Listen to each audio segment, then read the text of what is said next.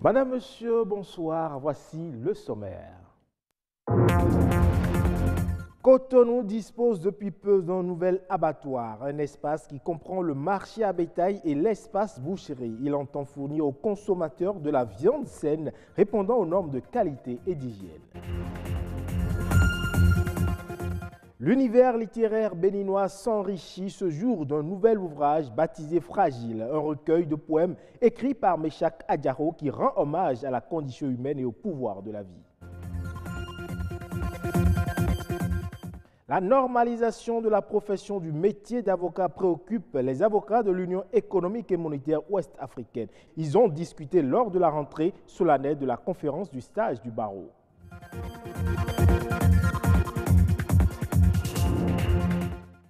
Je le disais dans les titres, la ville de Cotonou dispose depuis peu d'un nouvel abattoir de gros bétail, une infrastructure de type moderne qui vise à regrouper les activités de commercialisation et d'abattage du bétail au niveau d'un centre unique bien localisé et répondant aux normes de qualité, préservant l'hygiène de la population. Patrick Adiabodjou nous fait découvrir ce nouvel abattoir.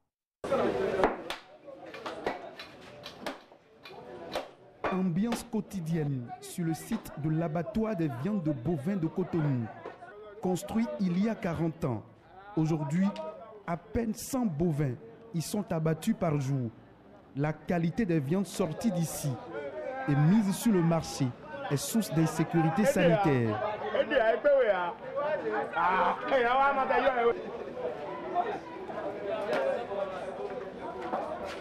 Mais désormais, les conditions changent. Un nouvel abattoir de gros bétail construit aux normes internationales s'érige. À l'intérieur, le nombre de bovins à abattre passe à 120 par jour. De la viande saine et de bonne qualité mise à la consommation. Avant de construire notre abattoir, nous avons visité un certain nombre d'abattoirs dans la sous-région pour voir les modèles, les problèmes. Nous sommes inspirés de ce qu'ils ont fait pour améliorer le standard des équipements. Donc aujourd'hui, si vous visitez l'Afrique de l'Ouest, ce n'est pas évident que vous puissiez retrouver des équipements de ce standard-là aujourd'hui. Des bouchers formés et qualifiés travaillent dans ce cadre approprié. Le site d'abattage est mis en service. Il y a des emplois donc directs et des emplois donc indirects. Les emplois donc directs, c'est le personnel de l'abattoir même, qui s'élève à une cinquantaine donc de personnes. Les emplois donc indirects, c'est ceux qui travaillent avec nous au niveau de l'abattoir, donc les bouchers pour qui nous travaillons. Il y a un lot de bouchers avec leurs apprentis, ils sont autour de 125 personnes. Plus de crainte pour s'approvisionner en viande saine de bovins et de caprins à l'abattoir de Cotonou. Tout ce qui est viande bovine, en majorité, va être préparé ici. Ça va donc avoir un impact sur l'ensemble des habitants de la ville de Cotonou et environ. C'est ça l'impact le plus important pour contribuer, disons, à leur sécurité sur le plan sanitaire. Une solution efficace contre le manque d'hygiène et d'assainissement. Cette nouvelle architecture est sans nul doute une preuve de la volonté manifeste de booster le sous-secteur de l'élevage, notamment les filières lait et viande.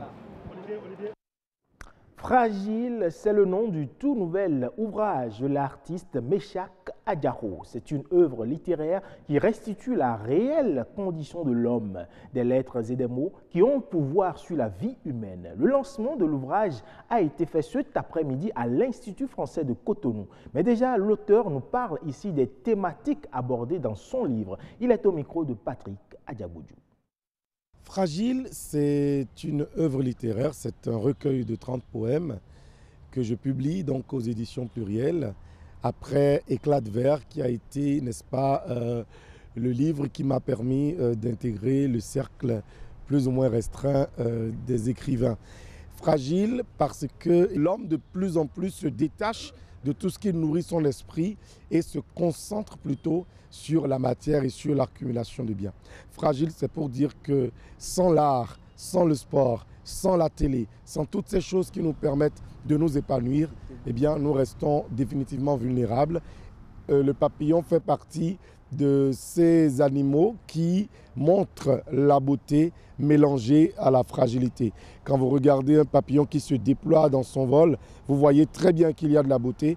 En même temps, vous savez que c'est fragile et que d'un simple coup de vent, eh bien, le papillon peut céder. Cet animal fait partie des exemples les plus marquants dans le règne animal pour montrer la progression, le fait que l'homme doit se construire dans la durée et que nous devons aller pas à pas selon nos moyens, selon nos rythmes, sans prétention et sans vouloir être quelque chose plus que quelqu'un pour parler fond. En bref, le Parlement européen a adopté cette semaine un accord agricole Maroc-Union européenne, une nouvelle étape dans les relations entre les deux pays qui vise à relancer le partenariat sur de nouvelles bases et lui insuffler une nouvelle impulsion afin d'écrire un nouveau chapitre positif et intense de la longue histoire qui lie l'Union européenne à Rabat. Cet accord vise à étendre les préférences commerciales aux produits agricoles et à la pêche issue des provinces du sud du royaume. Mieux, il s'inscrit dans le prolongement de la réforme entamée par le Maroc, notamment en termes de sécurité nationale. Dakar a abrité du 14 au 18 janvier la rentrée solennelle de la conférence du stage du barreau. Une rentrée qui entre dans le cadre du renforcement de la coopération entre les barreaux des différents pays qui composent l'Union économique et monétaire de l'Afrique de l'Ouest, UEMOA. C'était un moment fort d'expression et de célébration de la confraternité dont l'objectif est la normalisation de la profession du métier d'avocat. Reportage. Pour une nouvelle gouvernance des barreaux, les avocats invoquent le règlement qui organise leur profession dans l'espace UEMOA. Ce règlement permet à tout avocat ressortissant de l'Union de circuler ou de s'établir dans un État membre autre que celui auquel appartient son barreau. C'est un grand progrès civilisationnel. Le règlement est venu renforcer l'effectivité du principe de libre circulation en ce qui concerne les avocats. Des avocats qui plaident pour l'intégration juridique par les barreaux. Les avocats des États membres de l'UEMOA ont en effet pris conscience des avantages mutuels qu'ils pouvaient tirer de leur appartenance, non seulement à un même corps, mais également à un même espace communautaire. Il est ainsi heureux que nous ayons compris que nul d'entre nous, agissant seul, ne peut véritablement et dans l'absolu réussir le pari de la défense. La défense s'est retrouvée au cœur de la célébration de l'excellence et du verbe.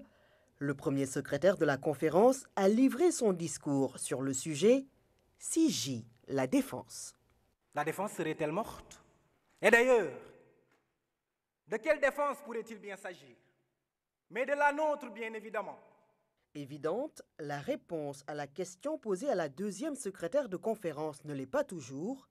Qui veut réussir? Voulez-vous réussir? Que voulez-vous? Phrase courte, à la fois interrogative. À quoi peut-elle renvoyer au juste? Je ne saurais le dire. Devant des avocats, maîtres de l'art oratoire, toute une profession a rendu hommage à ses membres qui restent fidèles aux valeurs et principes du métier d'avocat. Merci pour votre aimable attention. Le programme se poursuit sur BB24. À demain.